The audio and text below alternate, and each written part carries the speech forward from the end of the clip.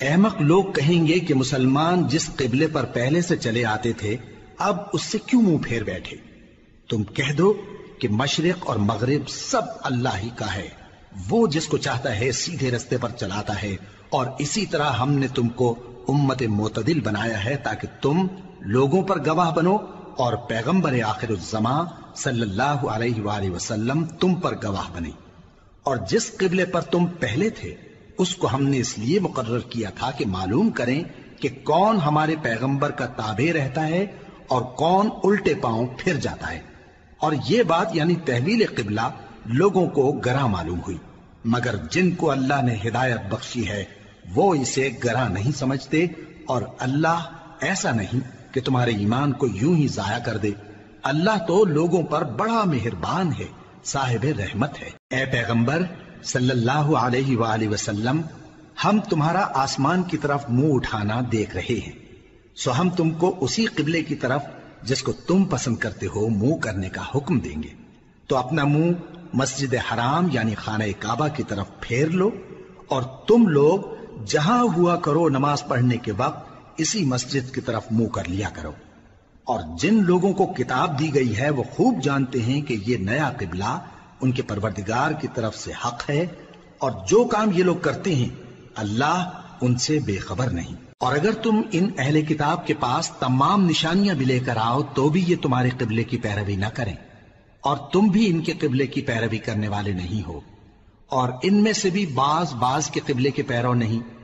اور اگر تم باوجود اس کے کہ تمہارے پاس علم یعنی اللہ کا حکم آ چکا ہے ان کی خواہشوں کے پیچھے چلو گے تو ظالموں میں ہو جاؤ گے۔ جن لوگوں کو ہم نے کتاب دی ہے وہ ان پیغمبر آخر الزماں صلی اللہ علیہ وآلہ وسلم کو اس طرح پہچانتے ہیں جس طرح اپنے بیٹوں کو پہچانا کرتے ہیں، مگر ایک فریق ان میں سے سچی بات کو جان بوجھ کر چھپا رہا ہے۔ اے پیغمبر صلی اللہ علیہ وآلہ وسلم، یہ نیا قبلہ تمہارے پروردگار کی طرف سے حق ہے، تو تم ہرگز شک کرنے والوں میں نہ ہونا، اور ہر ایک شخص کے لیے ایک سمت مقرر ہے جدھر وہ عبادت کے وقت منہ کیا کرتا ہے، تو تم نیکیوں میں سبقت حاصل کرو۔ تم جہاں ہوگے اللہ تم سب کو جمع کرے گا، بے شک اللہ ہر چیز پر قادر ہے۔ اور تم جہاں سے نکلو نماز میں اپنا منہ مسجد حرام کی طرف کر لیا کرو، بے شبہ یہ تمہارے پروردگار کی طرف سے حق ہے، اور تم لوگ جو کچھ کرتے ہو اللہ اس سے بے خبر نہیں۔ اور تم جہاں سے نکلو مسجد حرام کی طرف منہ کر کے نماز پڑھا کرو، اور مسلمانوں تم جہاں ہوا کرو اسی مسجد کی طرف رخ کیا کرو۔ یہ تاکید اس لیے کی گئی ہے کہ لوگ تم کو کسی طرح کا الزام نہ دے سکیں، مگر ان میں سے جو ظالم ہیں وہ الزام دیں تو دیں، سو ان سے مت ڈرنا اور مجھی سے ڈرتے رہنا، اور یہ بھی مقصود ہے کہ میں تم کو اپنی تمام نعمتیں بخشوں، اور یہ بھی کہ تم راہ راست پر چلو۔ جس طرح من جملہ اور نعمتوں کے ہم نے تمہیں میں سے ایک رسول بھیجے ہیں جو تم کو ہماری آیتیں پڑھ پڑھ کر سناتے اور تمہیں پاک بناتے، اور کتاب یعنی قرآن اور دانائی سکھاتے ہیں، اور ایسی باتیں بتاتے ہیں جو تم پہلے نہیں جانتے تھے، سو تم مجھے یاد کیا کرو، میں تمہیں یاد کیا کروں گا، اور میرا احسان مانتے رہنا اور میری ناشکری نہ کرنا۔ اے ایمان والو، صبر اور نماز سے مدد لیا کرو، بے شک اللہ صبر کرنے والوں کے ساتھ ہے۔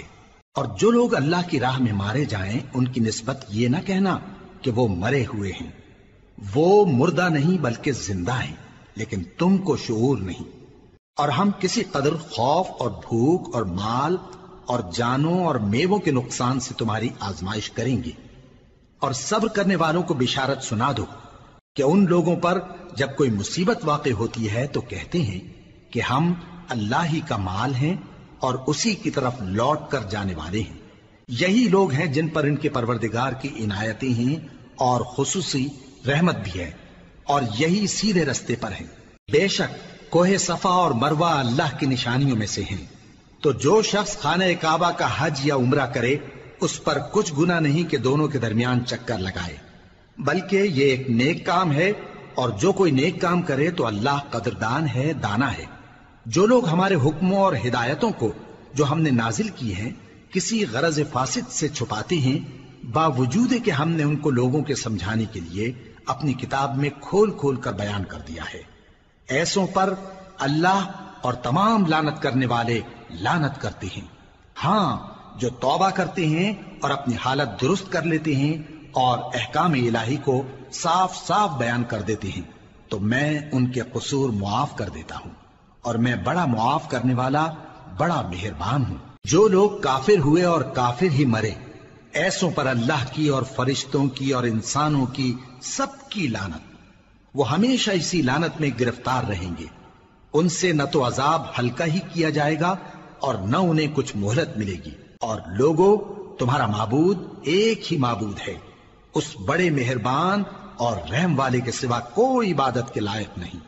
بے شک آسمانوں اور زمین کے پیدا کرنے میں اور رات اور دن کے ایک دوسرے کے پیچھے آنے جانے میں اور کشتیوں اور جہازوں میں جو سمندر میں لوگوں کے فائدے کے لیے رواں ہیں، اور میں جس کو اللہ آسمان سے برساتا اور اس سے زمین کو اس کے مردہ ہو جانے کے بعد زندہ یعنی خشک ہو جانے کے بعد سرسبز کر دیتا ہے، اور زمین پر ہر قسم کے جانور پھیلانے میں اور ہواؤں کے چلانے میں اور بادلوں میں جو آسمان اور زمین کے درمیان گھرے رہتے ہیں، عقل مندوں کے لیے اللہ کی قدرت کی نشانیاں ہیں۔ اور بعض لوگ ایسے ہیں جو غیر اللہ کو اللہ کا شریک بناتے اور ان سے اللہ کی سی محبت کرتے ہیں،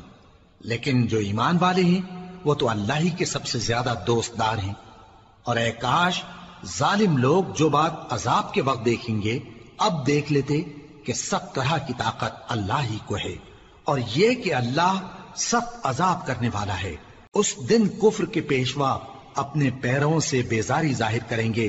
اور دونوں عذاب الہی دیکھ لیں گے اور ان کے آپس کے تعلقات منقطع ہو جائیں گے۔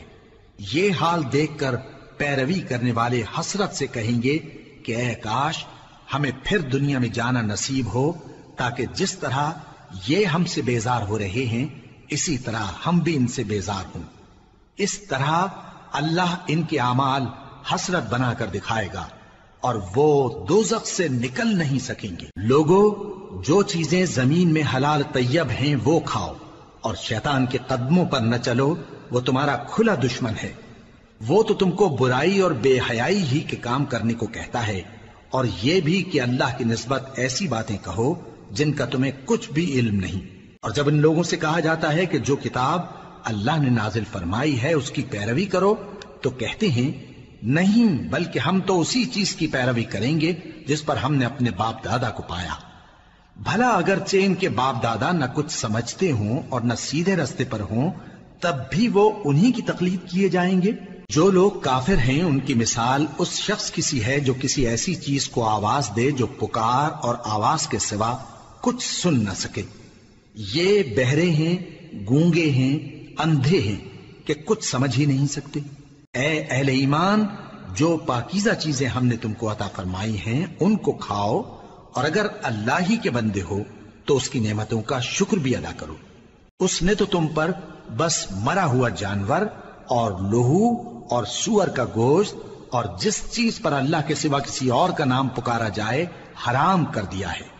ہاں، جو مجبور ہو جائے بشرطے کہ اللہ کی نافرمانی نہ کرے اور حد ضرورت سے باہر نہ نکل جائے، اس پر کچھ گناہ نہیں۔ بے شک اللہ بخشنے والا ہے، رحم کرنے والا ہے۔ جو لوگ اللہ کی کتاب سے ان آیتوں اور ہدایتوں کو جو اس نے نازل فرمائی ہیں چھپاتے اور ان کے بدلے تھوڑی سی قیمت یعنی دنیاوی منفعت حاصل کرتے ہیں، وہ اپنے پیٹوں میں محض آگ بھرتے ہیں۔ ایسے لوگوں سے اللہ قیامت کے دن نہ کلام کرے گا اور نہ ان کو گناہوں سے پاک کرے گا، اور ان کے لیے دکھ دینے والا عذاب ہے۔ یہ وہ لوگ ہیں جنہوں نے ہدایت چھوڑ کر گمراہی اور بخشش چھوڑ کر عذاب خرید لیا۔ یہ آتش جہنم کی کیسی برداشت کرنے والے ہیں۔ یہ اس لیے کہ اللہ نے کتاب سچائی کے ساتھ نازل فرمائی، اور جن لوگوں نے اس کتاب میں اختلاف کیا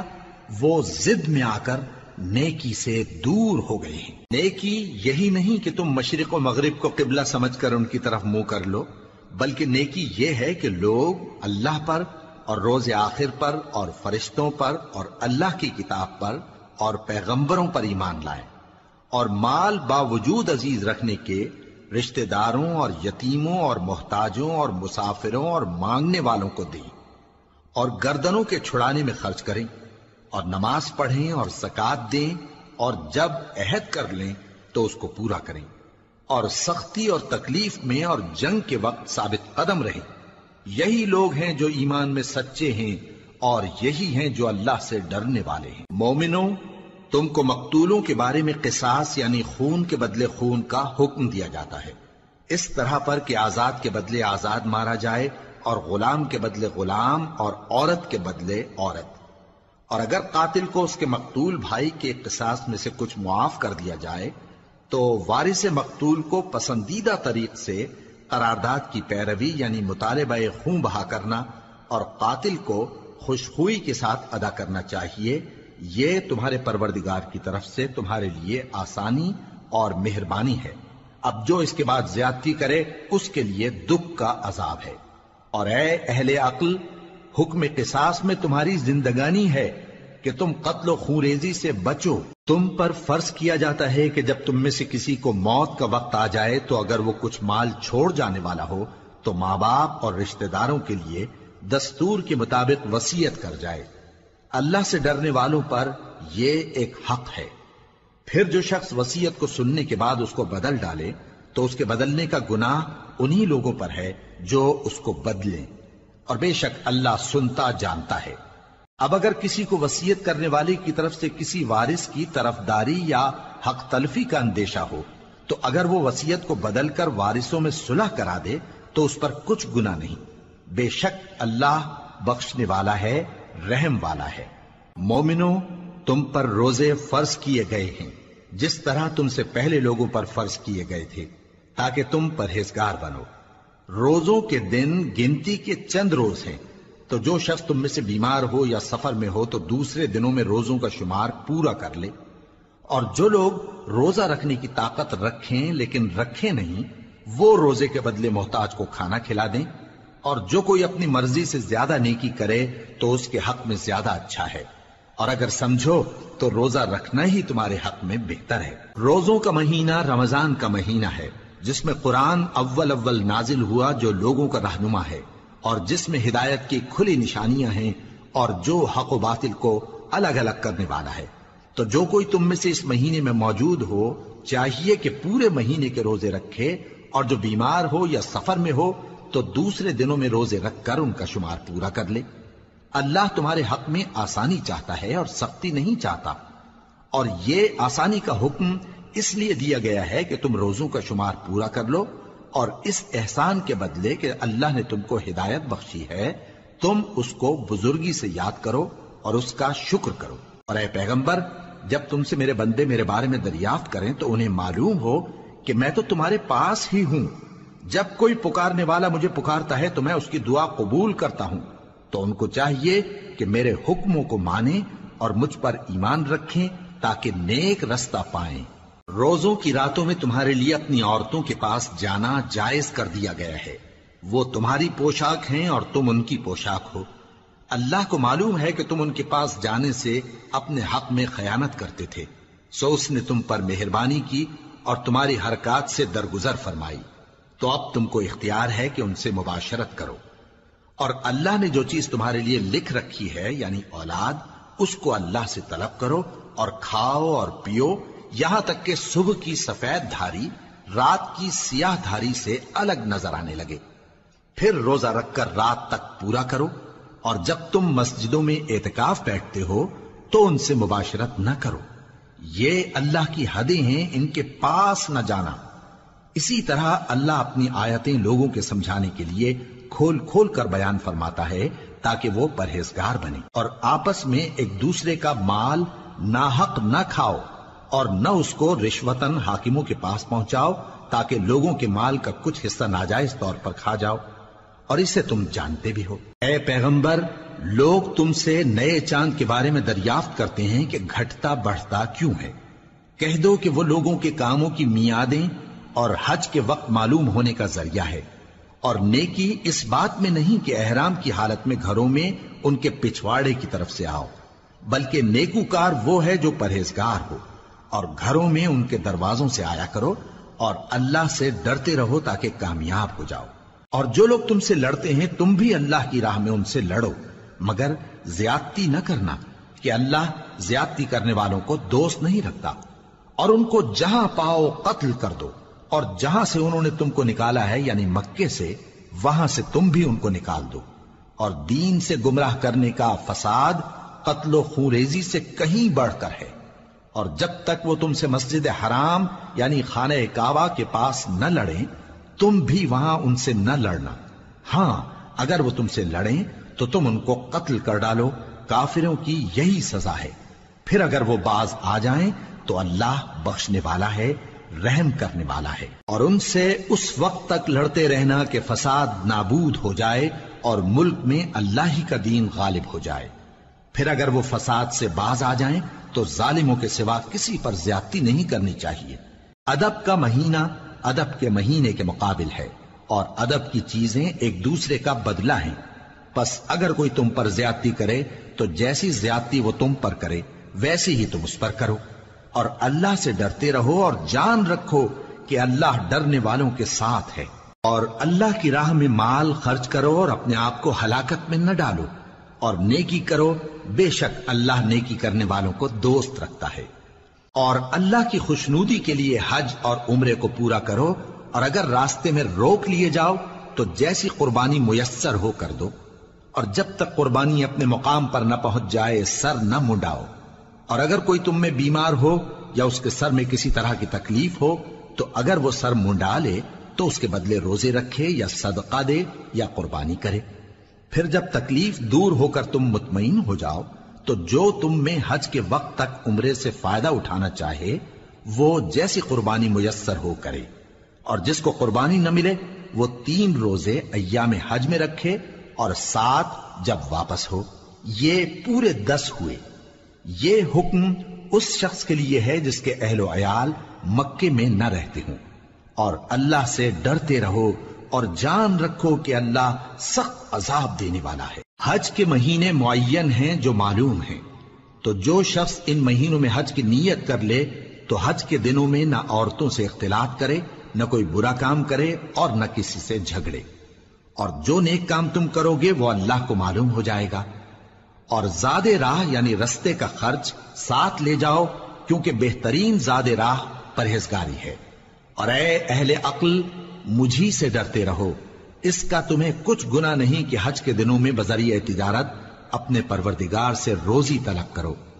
اور جب عرفات سے واپس ہونے لگو تو مشعر حرام یعنی مزدلفہ میں اللہ کا ذکر کرو، اور اس طرح ذکر کرو جس طرح اس نے تم کو سکھایا، اور اس سے پیشتر تم لوگ ان طریقوں سے محض ناواقف تھے۔ پھر جہاں سے اور لوگ واپس ہوں وہیں سے تم بھی واپس ہو، اور اللہ سے بخشش مانگو،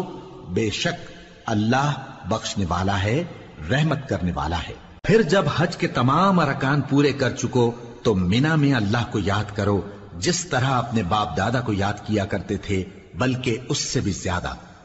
اور بعض لوگ ایسے ہیں جو اللہ سے التجا کرتے ہیں کہ اے پروردگار ہم کو جو دینا ہے دنیا ہی میں دے دے،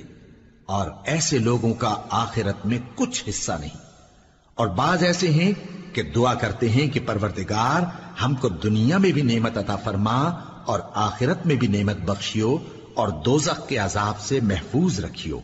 یہی لوگ ہیں جن کے لیے ان کے کاموں کا حصہ یعنی اجر نیک تیار ہے، اور اللہ جلد حساب لینے والا ہے۔ اور قیام منا کے دنوں میں جو گنتی کے دن ہیں اللہ کو یاد کرو۔ اگر کوئی جلدی کرے اور 2 ہی دن میں چل دے تو اس پر بھی کچھ گناہ نہیں، اور جو بات تک ٹھہرا رہے اس پر بھی کچھ گناہ نہیں۔ یہ باتیں اس شخص کے لیے ہیں جو اللہ سے ڈرے، اور تم لوگ اللہ سے ڈرتے رہو اور جان رکھو کہ تم سب اس کے پاس جمع کیے جاؤ گے۔ اور کوئی شخص تو ایسا ہے جس کی گفتگو دنیا کی زندگی میں تم کو دلکش معلوم ہوتی ہے، اور وہ اپنے معافی ضمیر پر یعنی اس بات پر جو اس کے دل میں ہے اللہ کو گواہ بناتا ہے، حالانکہ وہ سخت جھگڑالو ہے۔ اور جب پیٹ پھیر کر چلا جاتا ہے تو زمین میں دوڑتا پھرتا ہے تاکہ اس میں فتنہ انگیزی کرے اور کھیتی کو برباد اور انسانوں اور حیوانوں کی نسل کو نابود کر دے، اور اللہ فتنہ انگیزی کو پسند نہیں کرتا۔ اور جب اس سے کہا جاتا ہے کہ اللہ سے خوف کر تو غرور اس کو گناہ میں پھنسا دیتا ہے، سو اس کو جہنم کافی ہے اور وہ بہت برا ٹھکانہ ہے۔ اور کوئی شخص ایسا ہے کہ اللہ کی خوشنودی حاصل کرنے کے لیے اپنی جان بیچ ڈالتا ہے، اور اللہ بندوں پر بہت مہربان ہے۔ مومنوں، اسلام میں پورے داخل ہو جاؤ اور شیطان کے پیچھے نہ چلو، وہ تو تمہارا کھلا دشمن ہے۔ پھر اگر تم احکام روشن پہنچ جانے کے بعد لڑکھڑا جاؤ تو جان رکھو کہ اللہ غالب ہے، حکمت والا ہے۔ کیا یہ لوگ اسی بات کے منتظر ہیں کہ ان پر اللہ کا عذاب بادل کے سائبانوں میں آ نازل ہو اور فرشتے بھی اتر آئیں اور کام تمام کر دیا جائے؟ اور سب کاموں کا رجوع اللہ ہی کی طرف ہے۔ اے پیغمبر، بنی اسرائیل سے پوچھو کہ ہم نے ان کو کتنی کھلی نشانیاں دیں، اور جو شخص اللہ کی نعمت کو اپنے پاس آنے کے بعد بدل دے تو اللہ سخت عذاب کرنے والا ہے۔ اور جو کافر ہیں ان کے لیے دنیا کی زندگی خوشنما کر دی گئی ہے، اور وہ مومنوں سے تمسخر کرتی ہیں، لیکن جو پرہیزگار ہیں وہ قیامت کے دن ان سے اوپر ہوں گے۔ اور اللہ جس کو چاہتا ہے بے حساب رزق دیتا ہے۔ پہلے تو سب لوگوں کا ایک ہی مذہب تھا، لیکن وہ آپس میں اختلاف کرنے لگے تو اللہ نے ان کی طرف بشارت دینے والے اور ڈر سنانے والے پیغمبر بھیجے، اور ان پر سچائی کے ساتھ کتابیں نازل کی، تاکہ جن امور میں لوگ اختلاف کرتے تھے ان کا ان میں فیصلہ کر دے۔ اور اس میں اختلاف بھی انہی لوگوں نے کیا جن کو کتاب دی گئی تھی، باوجود کہ ان کے پاس کھلے ہوئے احکام آ چکے تھے، اور یہ اختلاف انہوں نے صرف آپس کی ضد سے کیا۔ تو جس امر حق میں وہ اختلاف کرتے تھے اللہ نے اپنی مہربانی سے مومنوں کو اس کی راہ دکھا دی، اور اللہ جس کو چاہتا ہے سیدھا رستہ دکھا دیتا ہے۔ کیا تم یہ خیال کرتے ہو کہ یوں ہی بہشت میں داخل ہو جاؤ گے، اور ابھی تم کو پہلے لوگوں کی سی مشکلیں تو پیش آئی ہی نہیں؟ ان کو بڑی بڑی سختیاں اور تکلیفیں پہنچیں، اور وہ صعوبتوں میں ہلا ہلا دیے گئے، یہاں تک کہ پیغمبر اور مومن لوگ جو ان کے ساتھ تھے سب پکار اٹھے کہ کب اللہ کی مدد آئے گی۔ دیکھو اللہ کی مدد عنقریب آیا چاہتی ہے۔ اے نبی،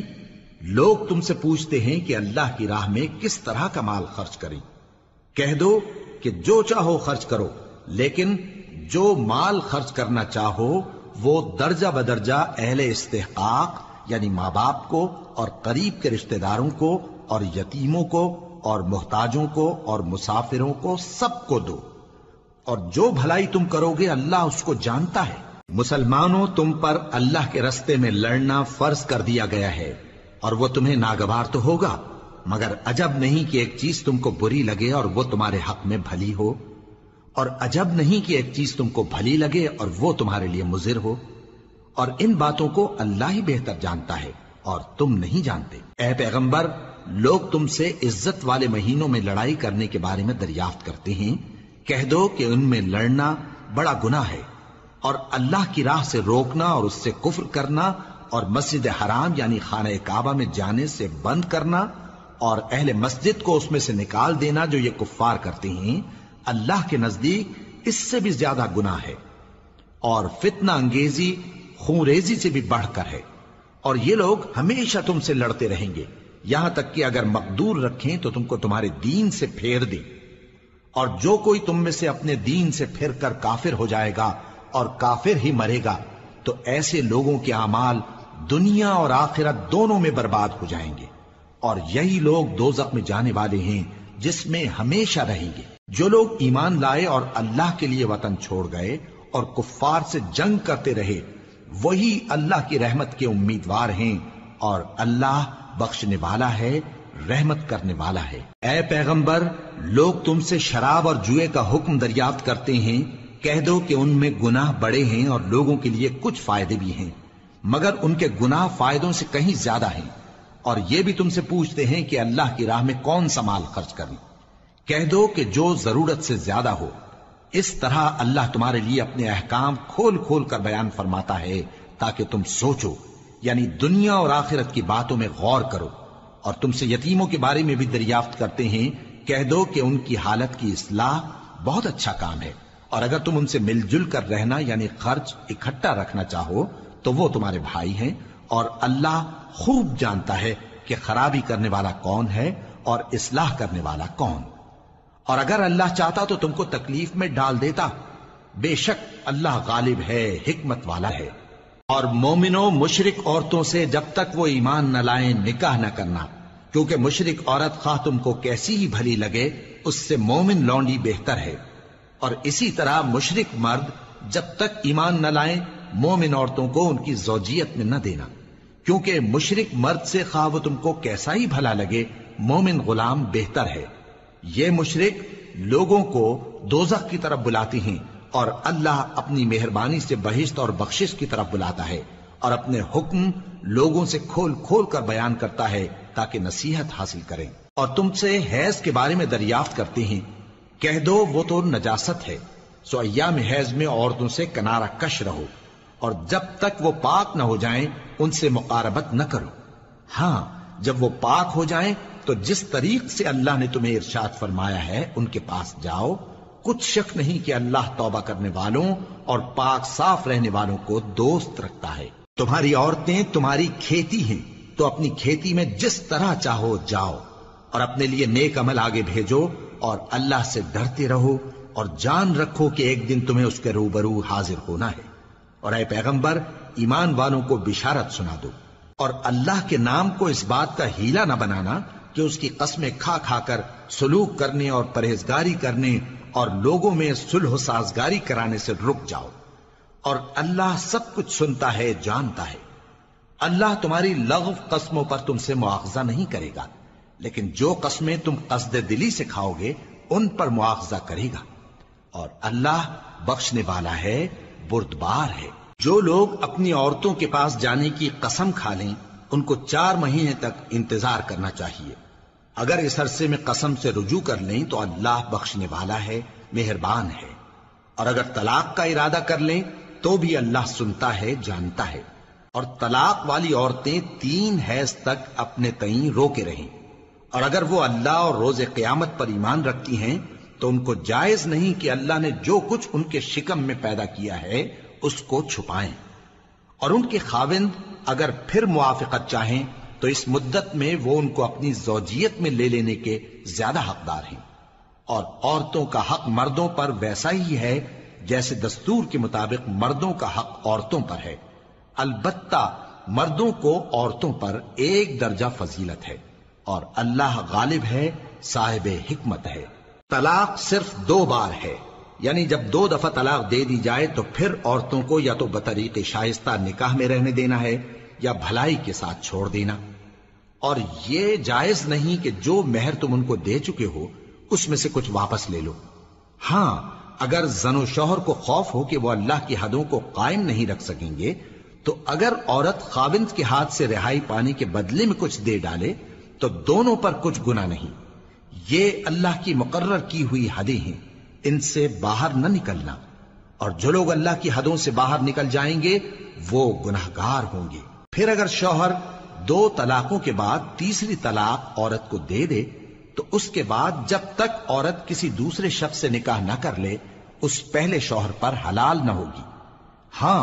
اگر دوسرا خاوند بھی طلاق دے دے اور عورت اور پہلا خاوند پھر ایک دوسرے کی طرف رجوع کر لیں تو ان پر کچھ گناہ نہیں،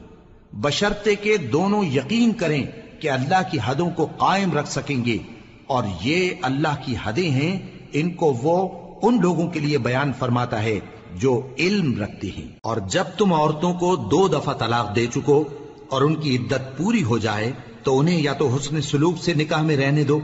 یا بطریق شائستہ رخصت کر دو، اور اس نیت سے ان کو نکاح میں نہ رہنے دینا چاہیے کہ انہیں تکلیف دو اور ان پر زیادتی کرو، اور جو ایسا کرے گا وہ اپنا ہی نقصان کرے گا۔ اور اللہ کے احکام کو ہنسی اور کھیل نہ بناؤ، اور اللہ نے تم کو جو نعمتیں بخشی ہیں اور تم پر جو کتاب اور دانائی کی باتیں نازل کی ہیں جن سے وہ تمہیں نصیحت فرماتا ہے ان کو یاد کرو، اور اللہ سے ڈرتے رہو، اور جان رکھو کہ اللہ ہر چیز سے واقف ہے۔ اور جب تم عورتوں کو طلاق دے چکو اور ان کی عدت پوری ہو جائے تو ان کو اپنے شوہروں کے ساتھ جب وہ آپس میں جائز طور پر راضی ہو جائیں نکاح کرنے سے مت روکو۔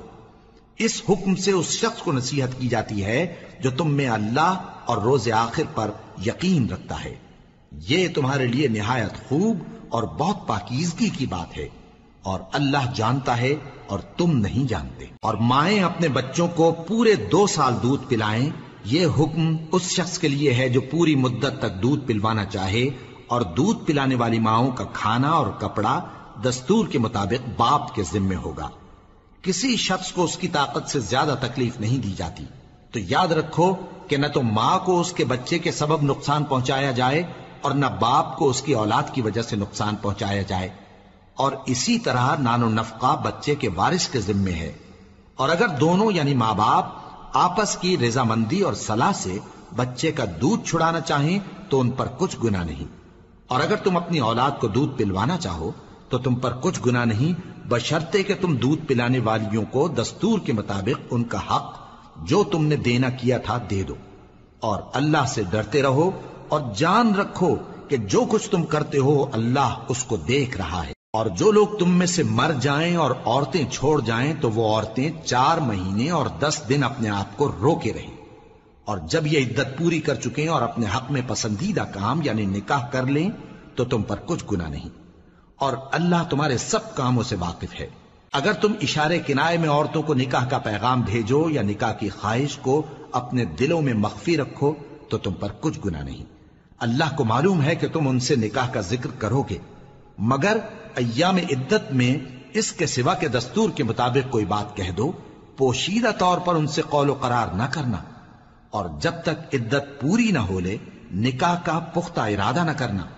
اور جان رکھو کہ جو کچھ تمہارے دلوں میں ہے اللہ کو سب معلوم ہے، تو اس سے ڈرتے رہو اور جان رکھو کہ اللہ بخشنے والا ہے،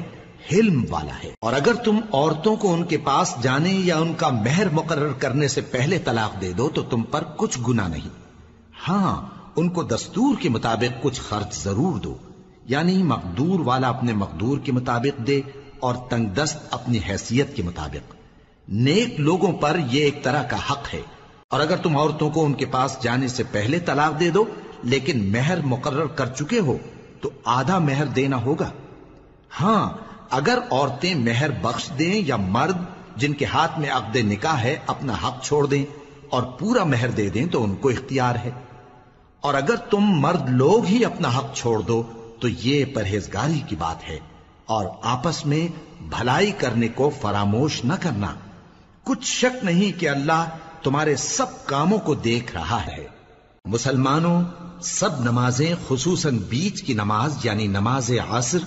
پورے اہتمام کے ساتھ ادا کرتے رہو اور اللہ کے آگے ادب سے کھڑے رہا کرو۔ پھر اگر تم خوف کی حالت میں ہو تو پیادے یا سوار جس حال میں ہو نماز پڑھ لو۔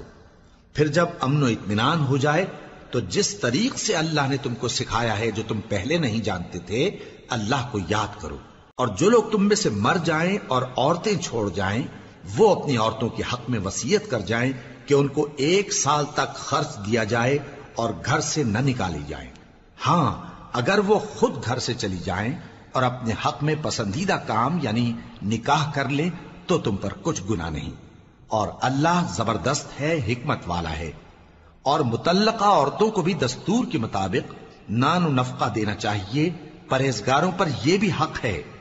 اسی طرح اللہ اپنے احکام تمہارے لیے بیان فرماتا ہے تاکہ تم سمجھو۔ بھلا تم نے ان لوگوں کو نہیں دیکھا جو شمار میں ہزاروں ہی تھے اور موت کے ڈر سے اپنے گھروں سے نکل بھاگے تھے؟ تو اللہ نے ان کو حکم دیا کہ مر جاؤ، پھر ان کو زندہ بھی کر دیا۔ کچھ شک نہیں کہ اللہ لوگوں پر مہربانی رکھتا ہے، لیکن اکثر لوگ شکر نہیں کرتے۔ اور مسلمانوں، اللہ کی راہ میں جہاد کرو اور جان رکھو کہ اللہ سب کچھ سنتا ہے، سب کچھ جانتا ہے۔ کون ہے کہ اللہ کو قرض حسنہ دے کہ وہ اس کے بدلے اس کو کئی گنا زیادہ دے گا، اور اللہ ہی روزی کو تنگ کرتا اور وہی اسے کشادہ کرتا ہے، اور تم اسی کی طرف لوٹ کر جاؤ گے۔ بھلا تم نے بنی اسرائیل کی ایک جماعت کو نہیں دیکھا جس نے موسیٰ کے بعد اپنے پیغمبر سے کہا کہ آپ ہمارے لیے ایک بادشاہ مقرر کر دیں تاکہ ہم اللہ کی راہ میں جہاد کریں؟ پیغمبر نے کہا کہ اگر تم کو جہاد کا حکم دیا جائے تو ایسا تو نہیں کہ لڑنے سے پہلو تہی کرو۔ وہ کہنے لگے کہ ہم اللہ کی راہ میں کیوں نہ لڑیں گے جبکہ ہم وطن سے خارج اور بال بچوں سے جدا کر دیے گئے۔ پھر جب ان کو جہاد کا حکم دیا گیا تو چند اشخاص کے سوا سب پھر گئے، اور اللہ ظالموں سے خوب واقف ہے۔ اور پیغمبر نے ان سے یہ بھی کہا کہ اللہ نے تم پر طالوت کو بادشاہ مقرر فرمایا ہے، وہ بولے کہ اسے ہم پر بادشاہی کا حق کیوں کر ہو سکتا ہے؟ اس سے بڑھ کر بادشاہی کے مستحق تو ہم ہیں، اور اس کے پاس تو بہت سی دولت بھی نہیں۔ پیغمبر نے کہا کہ اللہ نے اس کو تم پر فضیلت دی ہے اور بادشاہی کے لیے منتخب فرمایا ہے۔ اس نے اسے علم بھی بہت سا بخشا ہے اور تن و توش بھی بڑا عطا کیا ہے، اور اللہ کو اختیار ہے جسے چاہے بادشاہی بخشے، وہ بڑا کشائش والا ہے، دانا ہے۔ اور پیغمبر نے ان سے کہا کہ ان کی یعنی طالوت کی بادشاہی کی نشانی یہ ہے کہ تمہارے پاس وہ صندوق آئے گا جس کو فرشتے اٹھائے ہوئے ہوں گے، اس میں تمہارے پروردگار کی طرف سے تسلی بخشنے والی چیز ہوگی اور کچھ اور چیزیں بھی ہوں گی جو موسیٰ اور ہارون چھوڑ گئے تھے۔ اگر تم ایمان رکھتے ہو تو یہ تمہارے لیے ایک بڑی نشانی ہے۔ غرض جب طالوت فوجیں لے کر روانہ ہوا تو اس نے ان سے کہا کہ اللہ ایک نہر سے تمہاری آزمائش کرنے والا ہے، جو شخص اس میں سے پانی پی لے گا اس کی نسبت تصور کیا جائے گا کہ وہ میرا نہیں، اور جو نہ پیے گا وہ سمجھا جائے گا کہ میرا ہے۔ ہاں اگر کوئی ہاتھ سے چلو بھر پانی لے لے تو خیر۔ جب وہ لوگ نہر پر پہنچے تو چند آدمیوں کے سوا سب نے پانی پی لیا۔ پھر جب طالوت اور مومن لوگ جو اس کے ساتھ تھے نہر کے پار ہو گئے تو کہنے لگے کہ آج ہم میں جالوت اور اس کے لشکر سے مقابلہ کرنے کی طاقت نہیں۔ جو لوگ یقین رکھتے تھے کہ ان کو اللہ کے روبرو حاضر ہونا ہے، وہ کہنے لگے کہ بسا اوقات تھوڑی سی جماعت نے اللہ کے حکم سے بڑی جماعت پر فتح حاصل کی ہے، اور اللہ ثابت قدم رہنے والوں کے ساتھ ہے۔ اور جب وہ لوگ جالوت اور اس کے لشکر کے مقابل میں آئے تو اللہ سے دعا کی کہ اے پروردگار، ہم پر صبر کے دہانے کھول دے اور ہمیں لڑائی میں ثابت قدم رکھ اور لشکر کفار پر فتح یاب کر۔ تو طالوت کی فوج نے اللہ کے حکم سے ان کو شکست دے دی، اور داؤد نے جالوت کو قتل کر ڈالا، اور اللہ نے ان کو بادشاہی اور دانائی بخشی اور جو کچھ چاہا سکھایا۔ اور اگر اللہ لوگوں کو ایک دوسرے پر چڑھائی اور حملہ کرنے سے نہ ہٹاتا رہتا تو کرۂ ارض تباہ ہو جاتا، لیکن اللہ اہل عالم پر بڑا مہربان ہے۔